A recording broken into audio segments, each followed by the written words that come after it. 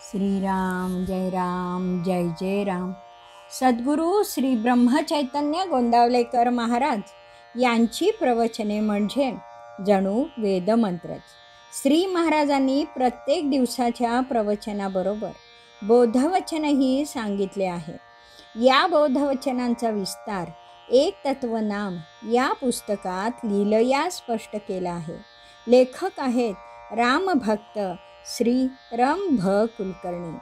या श्रीरामनाम मंत्रित पुस्तकातील आजच्या बोधवचनाचे अभिवाचन मी डॉक्टर सौ शिल्पा कुलकर्णी तुम्हा सर्व भक्तांना सादर नमस्कार करून करीत आहे. आज दिनांक 25 मार्च. आजचे बोधवचन. प्रपंच सुखाचा करणे याचेच नाव परमार्थ होय. श्रीराम. आपल्या व्याख्यानामध्ये स्वामी विवेकानंद एका पौराणिक कथेचा संदर्भ देत असत. श्री महाराजांचे वरील बोधवचन सार्थ करण्यास ती पौराणिक कथा पुरेशी बोलकी आहे. ती कथा अशी.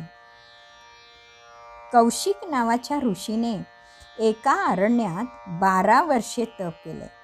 तपाने जे सामर्थ्य आले असेल त्याचा प्रत्यय यावा असे त्याला वाटले. एका झाडाखाली विचार करत तो बसला होता. त्याच्या डोक्यावर काही वाळलेली पाने पडली. त्याने वर पाहिलं. ते कृत्य एका कावळ्याचे होते. त्याला राग आला. त्या रागाने तो कावळा जळून गेला. कौशिक ऋषी धन्य झाला. त्याच्या साधनेच्या सामर्थ्याचा त्याला प्रत्यय आला. त्याने अरण्य सोडले. जवळ एक गाव होते. तिथे तो गेला. ऐटीत चालत होता. त्याच्याकडे कुणाचंही लक्ष नव्हतं. लोकांचा त्याला राग आला. त्याने तो आवरला. दुपारी भूक लागली. एका घरासमोर भिक्षान देही म्हणून उभा राहिला. आतून एका आजीनं सांगितलं, थोडं थांब, रागावू नकोस, नाहीतर त्या कावळ्याप्रमाणे मी जळून जाईन. हे ऐकून तो विचारात पडला. हिला हे कसं कळलं? भिक्षा घेऊन आजी आली. त्यानं विचारलं. आजी म्हणाली, शेजारच्या गावी जा, तिथे एक खाटीक आहे, त्याला विचार, तो उत्तर देईल. कौशिक त्या गावी गेला. मांसाचे तुकडे करत असलेला तो खाटीक त्याला दिसला. ऋषीला किळस वाटली. हा काय उत्तर देणार? तो पुढे जाईना. खाटकानेच त्याला हाक मारली. खाटीक म्हणाला, थांबा महाराज, आलोच मी. आजीनं तुम्हाला पाठवलं आहे.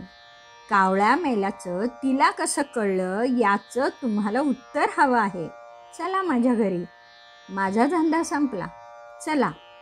दोघे घरी आले. ऋषी पडवीत बसला. खाटीक आत गेला. खूप वेळ झाला. साधू महाराज कंटाळले. शेवटी खाटीक बाहेर आला. खाटीक त्याला सांगू लागला, आजीबाई आणि मी, आम्ही दोघे कधी भेटलोही नाही.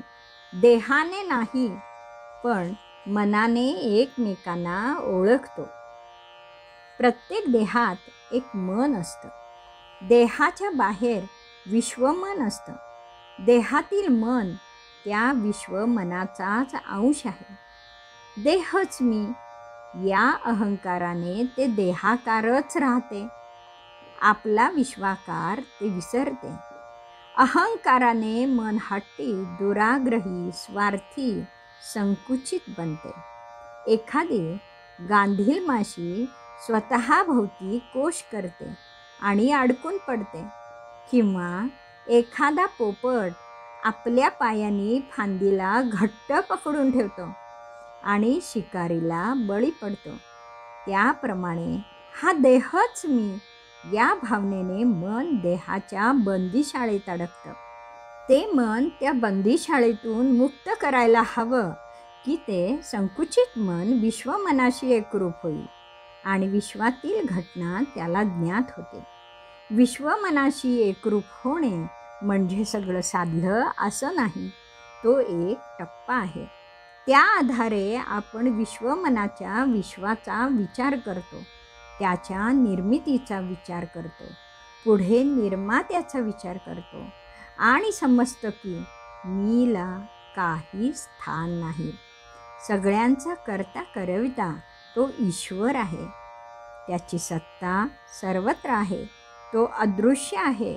दृश्याच्या आत बाहेर तो आहे. त्याच्यात दृश्य आहे. दृश्य त्याच्या बाहेर नाही. त्याच्या संकल्पाने विश्वाची निर्मिती झाली आहे.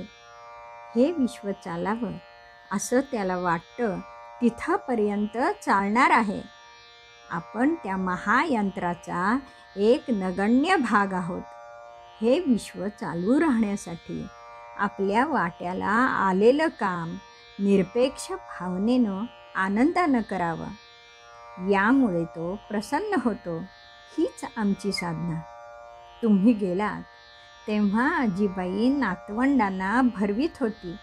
ते कर्म तिची देवपूजा होती. ईश्वरार्पण बुद्धीनं ती ते कर्म करीत होती. म्हणून बाहेर यायला तिला वेळ लागला. माझंही तसंच. घरी माझे वृद्ध आईवडील आहेत. घरी आल्यावर त्यांना काय हवं नको हे आधी पाहतो. प्रपंचात राहून असा दुसऱ्याचा विचार केल्याने आपल्या मनाला विशाल होण्याची सवय लावायला हवी. हळूहळू ते विश्वाकार होईल. चराचरात ईश्वर दिसेल. मग तुम्हाला राग येऊन कावळा कसा मरेल हे ऐकून ऋषीने खाटकाचे पाय धरले. हा उपदेश व्याधगीता नावाने प्रसिद्ध आहे. म्हणून प्रपंच सुखाचा करणे म्हणजे परमार्थच होय. प्रपंचात मनाचं उन्मन झालं की परमार्थ साधणारच. श्रीराम समर्थ. जानकी जीवन स्मरण. जय जय राम.